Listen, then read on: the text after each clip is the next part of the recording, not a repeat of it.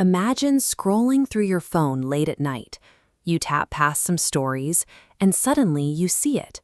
An old classmate bought a house, or someone your age just hit a massive financial milestone. Your mood changes instantly.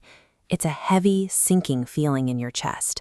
You don't necessarily want to take their life away from them, but you feel an agonizing weight because you don't possess that same level of success.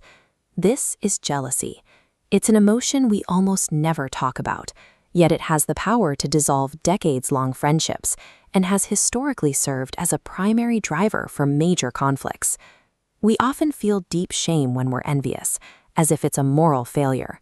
But this reaction isn't a sign of a weak character. It's a biological system operating exactly how it was designed to.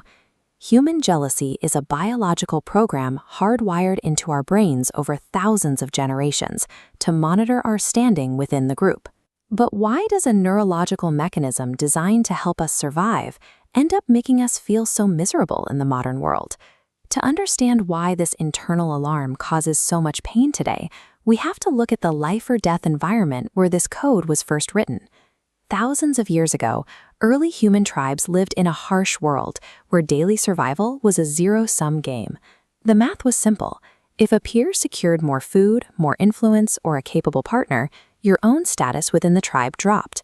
A lower status meant you were less likely to receive protection or resources, directly threatening your ability to survive the winter. Because the stakes were so high, the brain developed a system for constant social scanning. It was built to monitor your peers and ask one relentless question: am I falling behind? In this prehistoric context, jealousy was the survival alarm that kept you competitive. It forced our ancestors to pay attention to social deficits before they became fatal. Psychologists call this social comparison. Our brains don't measure success by objective data points. We measure our value relative to the people around us. Consider this chart. If your personal resources stay the same, you perceive a loss of value the moment peers gain more.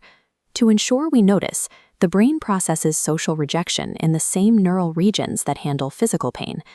This means that on a biological level, your brain interprets a perceived loss of social standing as a literal physical threat to your safety.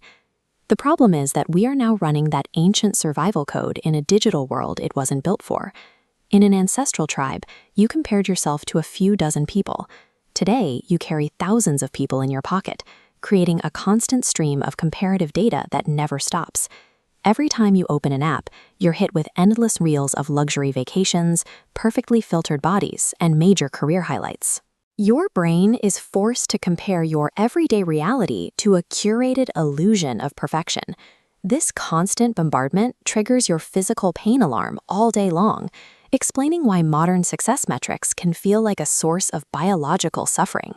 When this evolutionary alarm goes unchecked, it interacts with our personal insecurities and perfectionism to create deep psychological damage. Left alone, the alarm turns into unhealthy jealousy, a mindset where you feel that if you can't have a certain success, you don't want your peers to have it either. This resentment has specific costs. It erodes your professional confidence, creates distance in friendships, and keeps you in a state of chronic stress. By failing to manage this instinct, a tool meant to help you compete instead traps you in a cycle of constant deficiency, forcing a fixation on what you lack rather than what you possess. Since we can't remove an evolutionary trait, the only solution is to change our response when the alarm goes off. Highly successful people utilize what's known as healthy jealousy. They experience the same initial sting when they see a peer succeed, but they deliberately pivot their thinking. Instead of retreating into the defensive question, why them, they use the envy as a signal to ask, what specific steps did they take to get there? This shift moves the focus from the outcome to the method. By analyzing the specific habits or strategies that led to a peer's success, you replace the resentment of the result with an understanding of the work.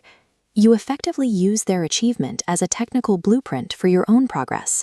The sting of jealousy serves as a reminder of your biology, not a reflection of your character. The goal is to acknowledge the alarm and redirect that energy into your own development.